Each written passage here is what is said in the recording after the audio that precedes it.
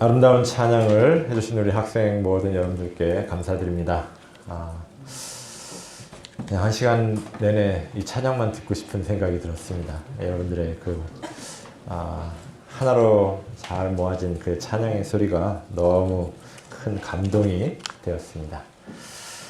저도 같이 하고 싶었는데 여러분들의 찬양을 지금 제 핀 마이크로 녹음을 하고 있기 때문에 제가 소리를 내면 제 소리밖에 안 들어갈 것 같아서 저는 조용히 듣기만 했습니다. 우리 잠깐 오늘 기도하고 다시 시작하겠습니다. 사랑의 하나님 아버지, 오늘 저희에게 이렇게 주님의 말씀을 대할 수 있는 시간 주셔서 감사합니다. 또 우리의 마음이 예수님을 더욱 사랑할 수 있게 하시고 또 주님의 은혜로 우리가 하루하루를 살고 있다는 사실을 늘 기억할 수 있게 하여 주시옵소서. 이 시간 주의 은혜가 이 자리에 충만히 임하여 주시옵소서. 예수님 이름으로 간절히 기도합니다. 아멘.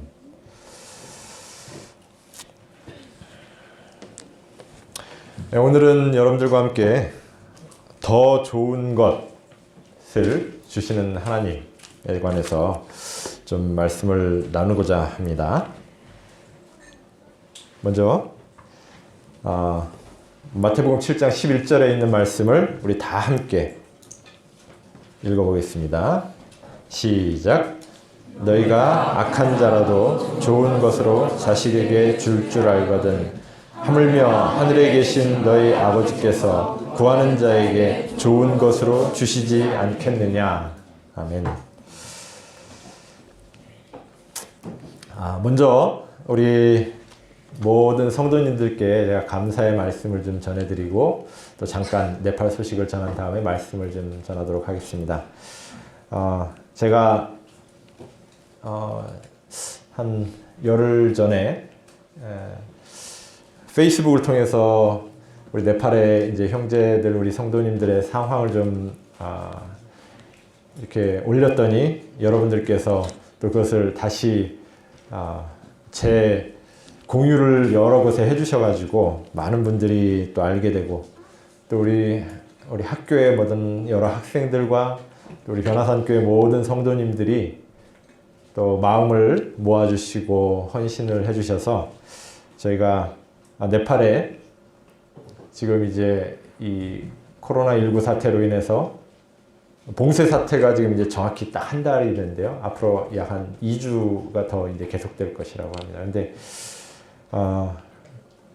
제대로 식사를 하지 못할 정도로 가난한 우리 네팔의 우리 형제 자매들에게 식량을 좀 나누어주는 그런 저희가 헌신을 좀 했는데요. 많은 분들이 참여를 해주셨습니다. 그래서 지금까지 2주 동안 약 한 530가정에게 식량을 나누어 드렸습니다. 여러분들의 그 헌신으로 그렇게 할 수 있었고요.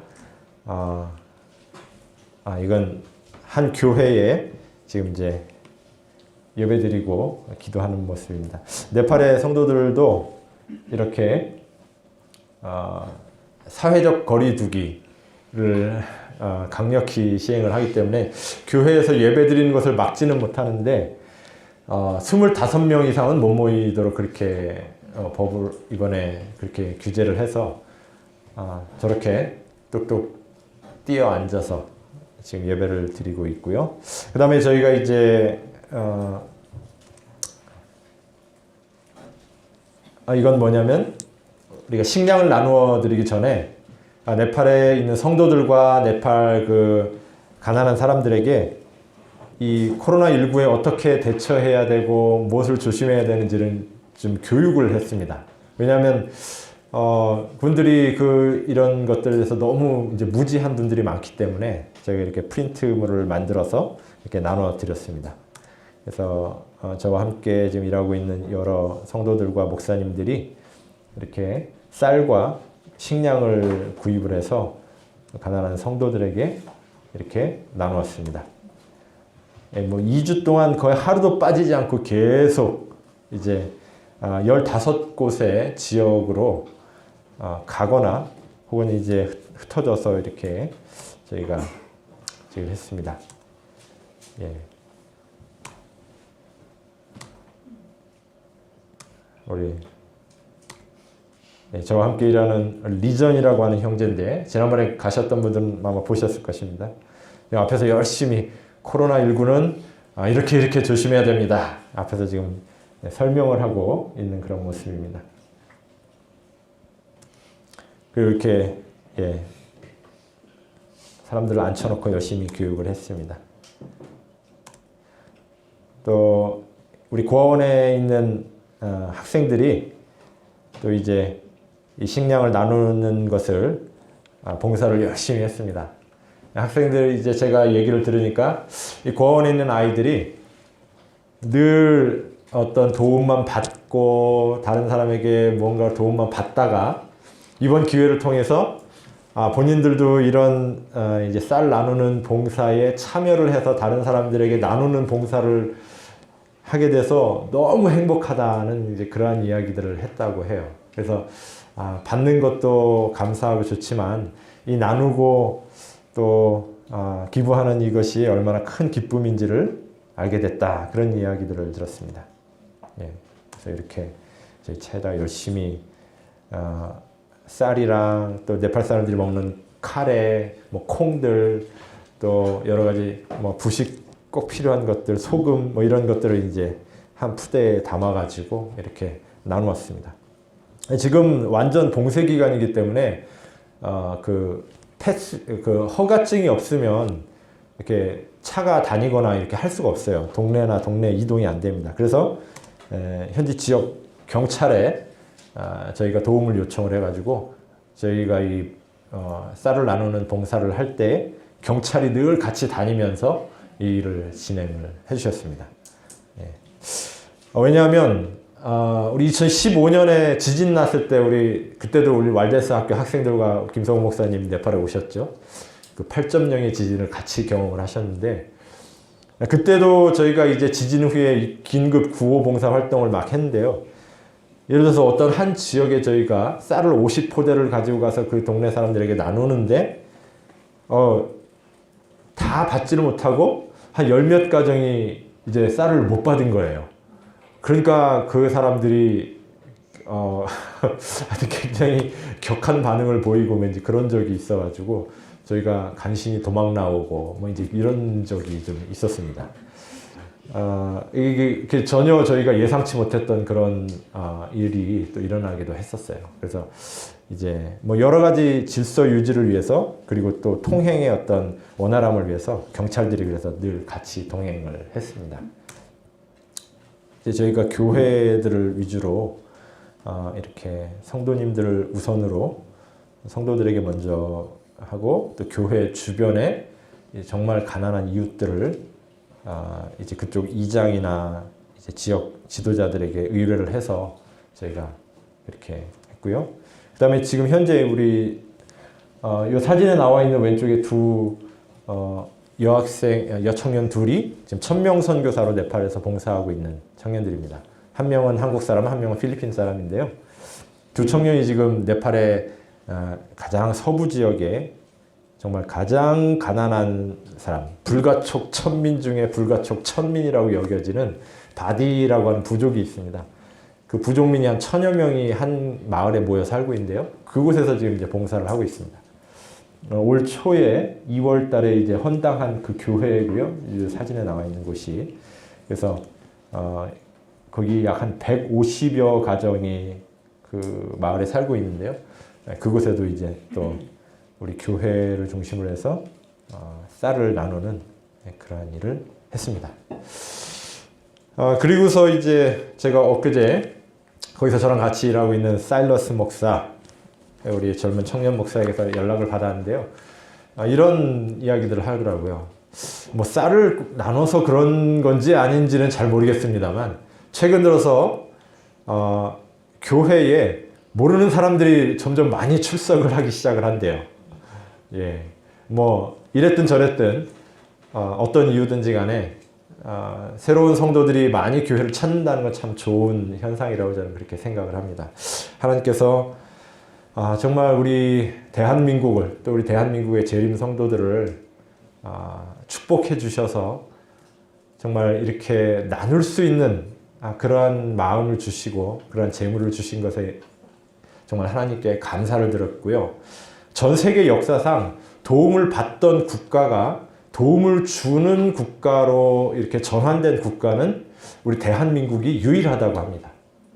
우리 대한민국이 1994년까지는 해외에서 원조를 받는 국가였어요. 근데 94년 이후로 이제 원조를 해주는 국가로 변했습니다. 얼마나 이것이 참 큰 하나님의 은혜인지 모릅니다. 하나님께서 아마 우리 마지막 복음을 전하는 일에 있어서도 지금은 현재 미국을 제치고 전 세계에 가장 많은 선교사를 파송하고 있는 국가가 되었다고 해요. 최근 2년 전인가 3년 전부터요. 그래서 정말 하나님께서 우리 재림 성도들을 통해서 큰 일을 계획하고 계신다는 사실을 깨닫게 되었고, 다시 한번 이 일에 협력해 주신 우리 모든 변화산교회 성도님들 그리고 우리 모든 학생들께 진심으로 감사의 말씀을 드리고 싶습니다. 감사합니다. 잠언 14장 12절에 있는 말씀을 보겠습니다. 다 함께 읽어볼까요? 시작. 어떤 길은 사람의 보기에 바르나 필경은 사망의 길이니라. 제가 지금까지 이제 여러분들께 말씀을 드렸습니다만, 사람의 생각과 하나님의 생각이 정말 자주 다른 것 같다는 그런 생각이 듭니다. 우리가 생각할 때 이 네팔 같은 나라에 진도 8.0의 지진이 일어나는 것, 그것은 굉장히 큰 재난이고 불행한 일입니다. 그런데 하나님께서 제가 그때 경험했던 건 그 불행을 통해서 하나님의 계획을 이루어 가시고 또 어떤 면에서는 더 좋은 일들을 이루어 가신다는 사실을 제가 깨닫게 되었는데요. 아마 이번 코로나 사태가 정말 우리 전 세계의 모든 사람들이 우리가 느끼기에는 굉장히 불행한 일이고 정말 힘든 일이지만, 그러나 우리가 알지 못하는 하나님께서 계획하시는 뭔가 긍정적인 어떤 일이 분명히 이 이후에는 이어질 것이라는 확신을 가질 수 있게 되는 것입니다. 왜냐하면 하나님은 실수하지 않으시는 하나님이시기 때문에 그렇습니다. 그래서 우리는 언제나 하나님의 계획이 옳고 하나님의 판단이 언제나 선하시다는 사실을 인정해야 되는 것인데요. 저는 그것이 정말 진정한 믿음이라고 생각을 합니다. 그래서 우리 하늘아버지께서는 무엇이 우리에게 가장 좋은지를 가장 잘 아시는 분이기 때문에 더 좋은 것을 우리에게 주시고자 하시는 그런 하나님이시라는 것입니다. 어떤 길은 사람의 보기에 바르나 필경은 사망의 길이다. 이 말씀은 정말 무엇이 더 좋은지, 어떤 것이 최선의 길인지를 아시는 그런 하나님만이 하실 수 있는 그런 말씀이라고 생각돼요. 그래서 우리는 우리 인생의 모든 판단을 하나님께 맡겨야 하는 것입니다. 왜냐하면 우리는 잘 모르기 때문에요. 무엇이 더 유익한지, 어떤 것이 더 선한 것인지, 무엇이 더 좋은 것인지 때때로 우리는 잘 모를 수 있기 때문에 그렇습니다. 우리의 제한된 지혜로는 그것을 판단하기 어렵기 때문에 그래요. 어떤 때는 올해의 풍년이 그것이 더 안 좋은 것이 될 수도 있고요. 이번에 성공이 어쩌면 멸망의 시작이 될 수도 있기 때문에 그렇습니다. 그러나 어떤 때는 또 지금 내가 실패하고 있는 이것이 성공의 기초가 되기도 하고요. 지금 당하고 있는 고난이 하늘 가는 여정을 더 풍성하게 하는 어떤 그런 이유가 되기도 하기 때문에 그렇습니다. 그래서 우리는 우리의 삶에 일어나는 일들, 우리가 마주하는 모든 일들에 대한 판단을 전적으로 주님께 맡기고요. 그분이 주시는 대로 그대로 믿음으로 받아들이는 그러한 믿음을 매일매일 준비해야 될 필요가 있다고 생각합니다. 왜냐하면 무엇이 우리에게 가장 좋은지를 하나님께서 아시기 때문에 그렇습니다. 그래서 우리가 이렇게 신앙생활을 하다 보면 하나님께서는 더 좋은 것을 주시기 위해서 덜 좋은 것을 가져가시는 경우도 있는 것 같아요. 아마 그런 것을 경험해 보신 적이 있는 분들이 많이 있으실 것입니다. 우리가 성경에 보면 느부갓네살 왕을 우리가 기억할 수 있죠. 느부갓네살 왕은 지금으로 말하면 아마 뭐 미국의 트럼프 대통령 같은 사람이겠죠?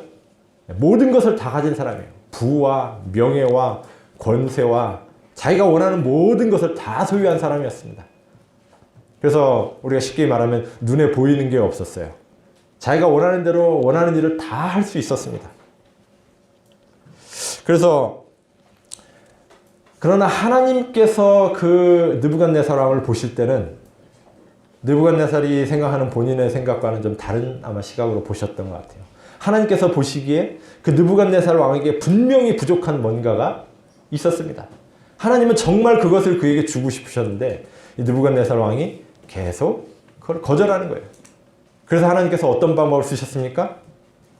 그 모든 것을 가지고 정말 지혜와 능력까지도 출중한 것처럼 보였던 그 왕에게 어떤 일이 일어났어요? 7년간 갑자기 그 왕이 정말 짐승처럼 변해가지고 짐승이 좋아하는 그런 행동을 하기 시작하는 것입니다. 짐승처럼 행동을 하는 거예요. 그래서 결국은 왕위에서 이제 폐위가 돼가지고 들에서 이슬을 맞으면서 자고 들 짐승처럼 살아가는 그런 인생을 살게 된 것입니다. 그렇게 7년이나 살았죠.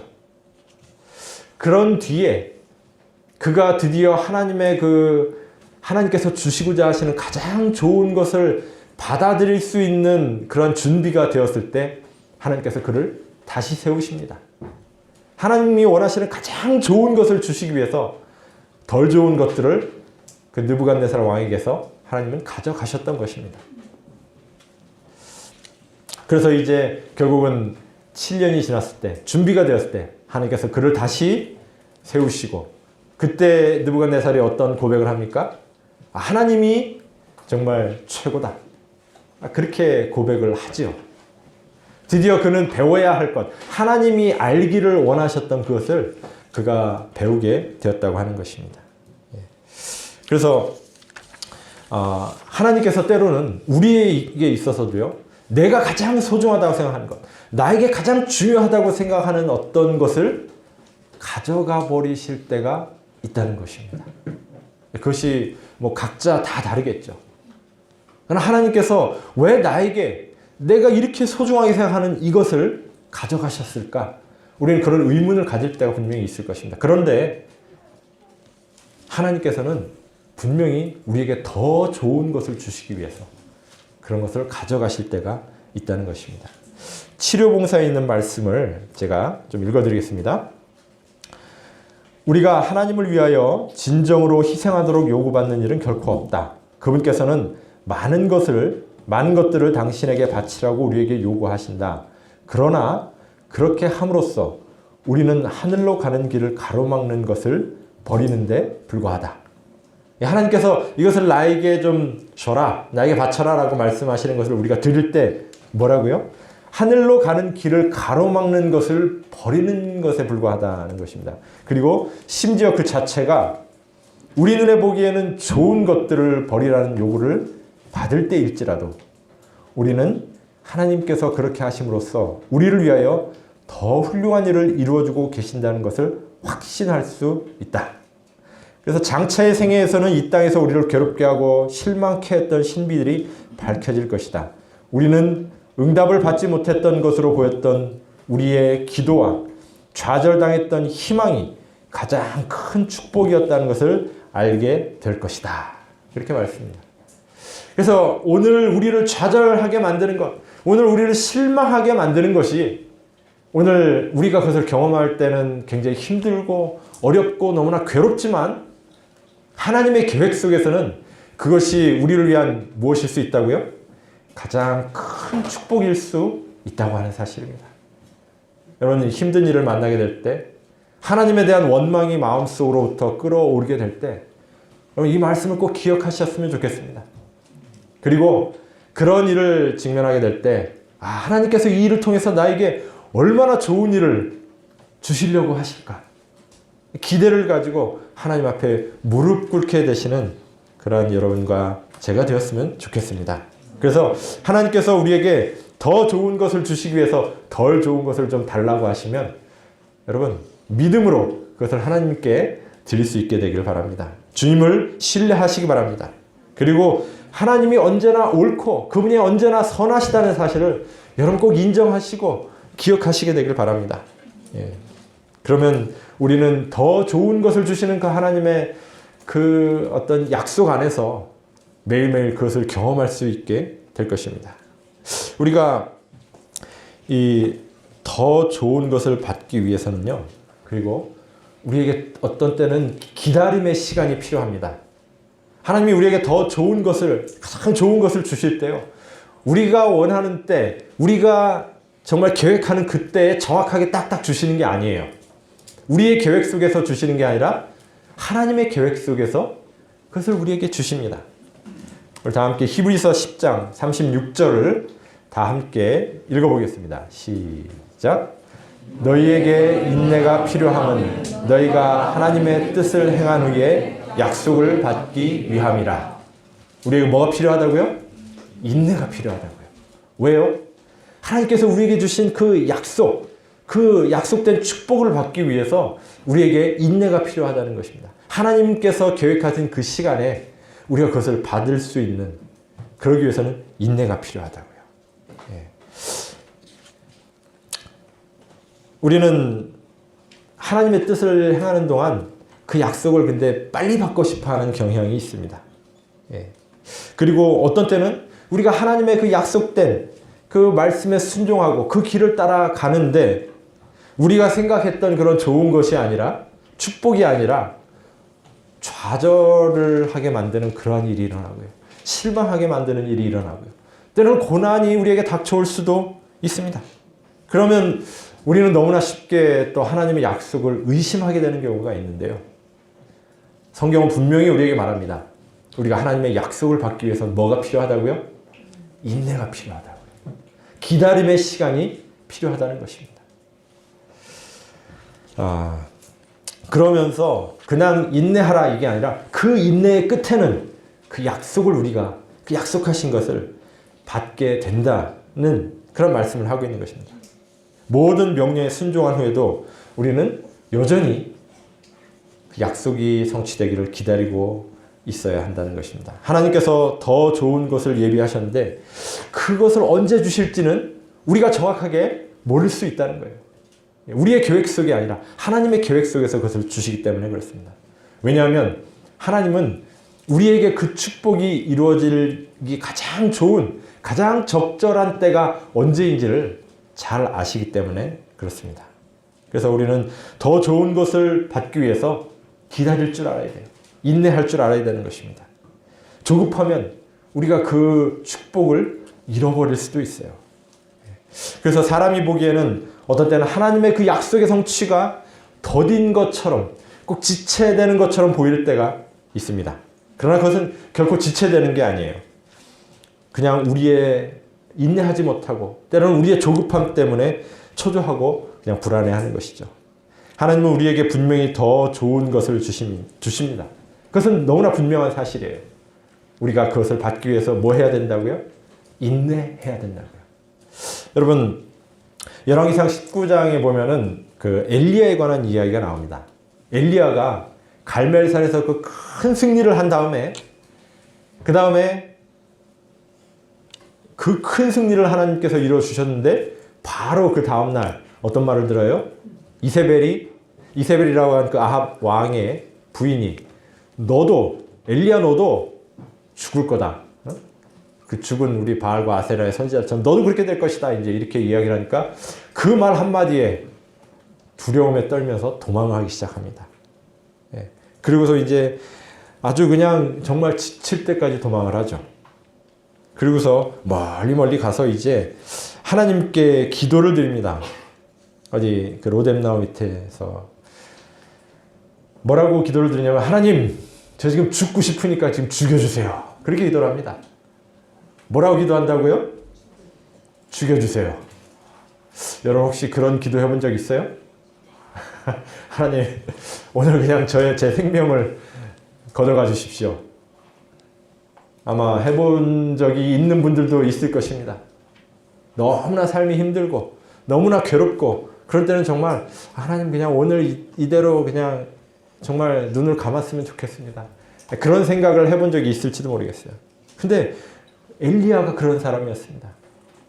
바로 그 전날, 바로 며칠 전에 하나님의 그 놀라운 하늘에서 불이 내려오는 그 기도의 응답을 받았는데 말이에요.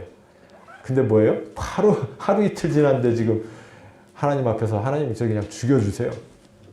다 싫습니다. 죽여주세요. 지금 그렇게 기도하고 있는 것입니다. 이게 참 이런 모습 속에서 우리가 또 위로를 받는 것 같아요. 때론 우리의 연약함 때문에 우리가 하나님 앞에서 참 송구스러울 때도 있고 정말 죄책감 때문에 우리가 힘들 때도 있는데 우리의 그런 모습마저도 하나님께서는 있는 그대로 잘 보듬어 주신다는 사실이요. 그때 하나님께서 엘리야에게 화내시지 않았습니다. 근데 참 저희 인간들은 이렇게 자비롭고 은혜롭지를 못해서 자주 화를 내죠. 근데 하나님께서 지금 죽게 해달라고 그렇게 기도하는 엘리야를 향해서 어떻게 반응하시냐면요. 천사를 보내서 먹을 것을 주십니다. 하나님 저 죽여주세요. 그런데 그래 죽어라 이게 아니라 먹을 것을 보내주시고 그 다음에 마실 것을 보내주시고 그리고 천사를 보내서 먹고 마시게 한 다음에 뭐라고 하셔요? 조금 더 쉬어라. 더 자라. 또 잡니다. 또 일어나요. 또 먹을 것을 보내주십니다. 하나님의 그 참 따뜻한 사랑이 거기서 느껴지는 것 같아요. 정말 두렵고 지쳐있는 엘리야에게. 참으로 정말 죽고 싶었는데 그 찢어지는 아픔의 가슴으로 하나님께 기도하는 그 기도를 하나님께서 즉시 응답하지 않으십니다. 왜요? 왜 하나님이 그 엘리야의 죽고 싶다는 그 기도를 즉시 응답하지 않으셨을까요? 하나님은 지금 엘리야를 위해서 뭘 준비하고 계셔요? 불병거를 준비하고 계셨고요. 그 불병거 태워가지고 죽음을 맛보지 않고 살아서 지금 하늘로 데려가시려는 그 준비를 하고 계시는데 엘리야는 지금 뭐 하고 있는 거예요? 하나님 앞에서? 죽여달라고 하는 것입니다. 그 어떻게 하나님이 그 기도에 응답하실 수가 있겠어요? 때로는 우리가 하나님께 드리는 기도가 그런 기도일 수도 있다는 것입니다. 우리는 내가 지금 직면한 이 상황이 정말 이 일이 너무 힘들고 도저히 어떻게 감당할 수가 없어서 하나님께 그냥 하나님 저를 차라리 지금 잠들어 주십시오라고 그렇게까지 기도를 할지 모르지만 하나님께서는 그 기도를 즉시 응답해 주실 수 없는 이유가 뭐라고요? 우리를 위해서 하나님은 더 좋은 걸 준비해 놓고 계시기 때문에 그걸 하나님은 우리에게 주시기를 원하시기 때문에 하나님은 우리의 기도를 응답해 주지 못하실 수가 있다는 것입니다. 지금까지 하나님께서는 정말 엘리야의 기도를 모두 신속하고도 아주 분명하게 응답을 해주셨습니다. 그러나 엘리야가 눈물로 기도하는 그 기도보다 하나님께서는 더 좋은 것을 준비하셨기 때문에 엘리야의 기도를 응답하지 않으셨던 것처럼 오늘 여러분과 제가 드리는 그 기도도 하나님께서 지금 즉시 응답하시는 것보다 더 나은 것을 주시기 위해서 응답하시지 않을 수도 있다는 사실을 여러분들 꼭 기억하시면서요. 우리의 모든 삶에 일어나는 일들이 단 한 가지도 아무리 작은 것 하나도 하나님께서 역사하시지 않고 하나님께서 허락하시지 않으면 일어나지 않는다는 사실을 여러분 꼭 기억하셨으면 좋겠어요. 그래서요. 정말 하나님께서 나에게 오늘 어떤 일을 허락하시든지 그것을 심지어는 내가 정말 내 삶에 일어나기를 원치 않았던 일이라 할지라도 하나님께서 그 일을 허락하셨다면 분명히 하나님께서 계획하시는 섭리가 계시다는 사실을 정말 당장 눈에는 보이지 않지만 하나님의 계획이 분명히 있다는 사실을 보이지 않는 것을 정말 보이는 것처럼 믿을 수 있는 그런 믿음을 소유한 주님의 백성들이 되시기를 간절히 바랍니다. 우리가 그렇게 살아간다면 우리의 삶이 조금 더 풍성해지고요. 우리의 삶이 조금 더 밝아지고 더 감사한 일들이 더 많아지지 않을까 저는 그런 생각이 듭니다. 여러분 꼭 기억하십시오. 하나님께서 우리에게 주시는 것은 그것이 무엇이든지 더 좋은 것입니다. 우리가 원하는 것보다 하나님은 더 좋은 것을 우리를 위해서 준비하고 계십니다. 오늘 하루 이 말씀 꼭 기억하시고요. 제가 드린 모든 말씀 다 잊어버리셔도 좋습니다. 그러나 한 가지, 하나님은 우리를 위해서 더 좋은 것을 준비하고 계시다. 그 사실을 꼭 기억하시는 여러분과 제가 되길 바라면서 오늘 말씀을 마치겠습니다.